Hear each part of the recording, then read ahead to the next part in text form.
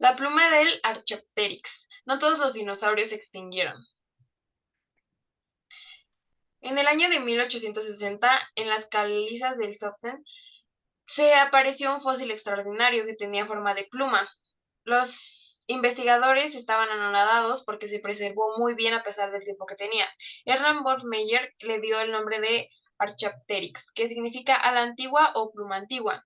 Y después de este tiempo encontraron ahí mismo un ejemplar completo de la especie. En la siguiente foto podemos ver cómo se veía en ese tiempo el Archaeopteryx. En 1856 salió la primera edición de El origen de las especies de Charles Darwin, que hablaba sobre la evolución natural general y de los dinosaurios. Esta especie fue una forma intermedia entre reptiles y aves, y se llamó fósil de transición o eslabón perdido en la historia de los dinosaurios.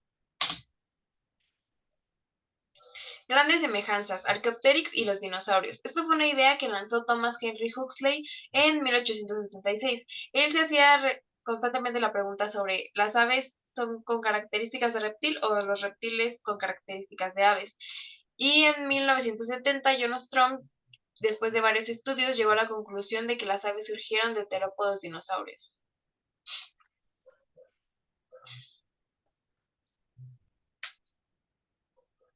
En esta imagen podemos ver el fósil que encontraron, que ahí se pueden apreciar las plumas. Sinauropteryx. Se encontró en 1996 en China Lindoing. Su nombre significa ala de reptil china. Era un pequeño dinosaurio de 60 metros de largo. Y durante varias décadas se han identificado restos de plumas al menos de 40 dinosaurios terópodos y estructuras filamentosas llamadas protoplumas. Después de investigaciones, se dieron cuenta que los dinosaurios tenían el potencial de desarrollar plumas. Los dinosaurios no están extintos. Hoy en día los llamamos pájaros o aves. Esto se debió a la extinción por anatomasia que fue por el asteroide que chocó con la Tierra. El único atributo que sobrevivió de los dinosaurios fue la pluma, y el grupo de trilobites se extinguió al final del Pérmico, que contenía un organismo que solo existía de esta especie. Los gigantes y los enanos mesoicos. La era mesoica se divide en tres periodos: Triásico, Jurásico y Cretácico. El límite Cretácico-Paletógeno sucedió hace 76 millones de años.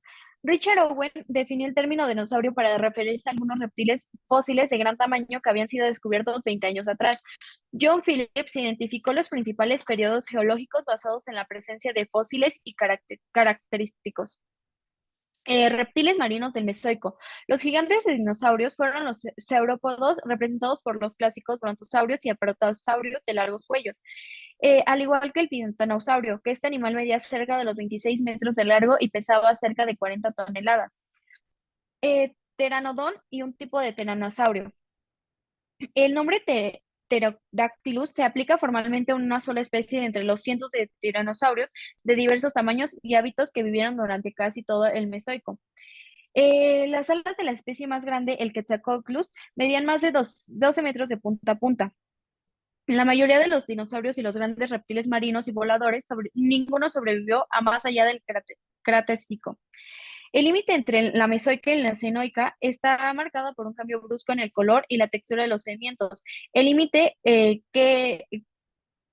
KT, la K significa el Cretácico y la T se refería al Terciario, que es un nombre alternativo al cenoico.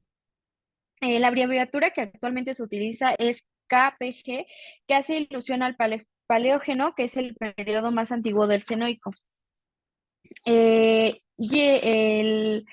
Cretácico llevó a la extinción a un gran número de especies, donde se encontraron fósiles de dinosaurios. Esto indica que los dinosaurios prosperaron hasta el final del Cretácico, pero que la mayoría desapareció ante los inicios del Paleotógeno.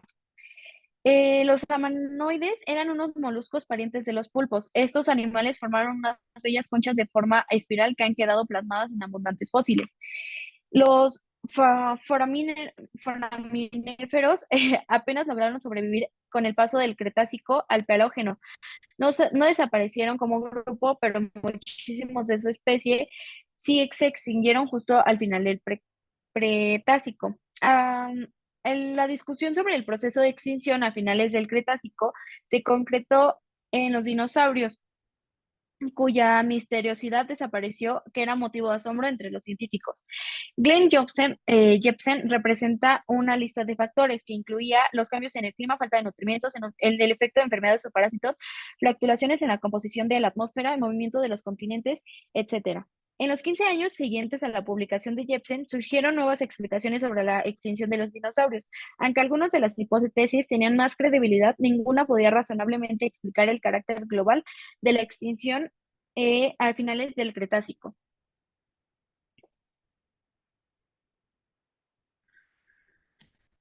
Una explicación explosiva. El 6 de junio de 1910, Luis Álvarez y Walter Álvarez hicieron un artículo en una revista donde explicaba la extinción KPG.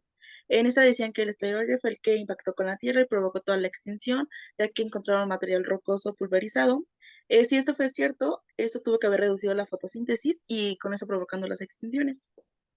El agente 67, le llamaban así debido al elemento 67 de la tabla periódica, que es el iridio. Este no se encuentra casi en la corteza terrestre, sino en los cuerpos espaciales. Hicieron estudios a rocas Gubbio y de sedimentos calcáreos.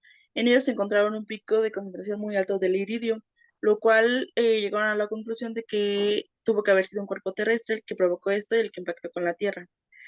También encontraron polvo flotando en la atmósfera, que esto fue debido a la explosión, ya que era una capa homogénea. Y Luis dedujo que tuvo que haber medido entre 7 y 10 kilómetros para haber causado tal impacto. Escepticismo y una hipótesis alterna. Después de la publicación de Luis, tuvo una respuesta donde decía que no era cierta, que él la describe muy violenta, muy rápida, y realmente sí fue rápido, pero en sí duraron bastante millones de años para completarse totalmente. Aparte tuvo que haber dejado una huella al asteroide y no solo el polvo del que él habla. Después hubo otra hipótesis, 65 millones de años antes, en la India había erupciones volcánicas que provocaban los traps del Delcán, que eran áreas con lava volcánica. Eso tuvo que haber provocado muchos fenómenos muy parecidos a los del asteroide, y de ahí se creó que el iridio no viene de algo externo, sino que proviene de la misma Tierra, y ya no hubo más evidencias que ayudaran a Luis Álvarez con su hipótesis. El cráter de la muerte. En los años 80, Pemex hizo una prospección en Yucatán donde encontraron varias anomalías en las rocas madre. Realmente no les encontraron gran cosa, solo no les fue de su interés y lo dejaron. Años después, retomaron esa investigación otras personas, encontraron un hueco de 180 kilómetros de diámetro que coincidía con el año y el tamaño que había dicho Luis el asteroide que impactó con la Tierra. También encontraron restos de cuarzo, los cuales solo se dan cuando hay un impacto muy fuerte. Y también a partir de eso, de la credibilidad que se le empezó a dar, empezaron a salir más pruebas. Epílogo extraterrestre. Después, en 2007, salió el asteroide que pudo ser el que impactó, que se llamaba 298 Baptistina. Esto fue hace 160 millones de años. Chocó, después se fragmentó y 95 millones de años después pudo impactar con la Tierra.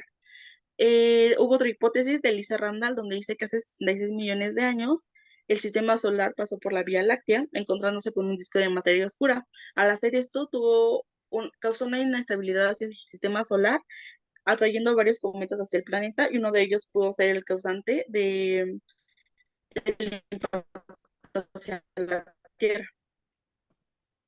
Bueno, esto es toda la información que se tiene. Realmente no se puede corroborar ninguna de las dos hipótesis, pero con el tiempo se podrá adquirir más información y estudios que reiteren las hipótesis o las descarten.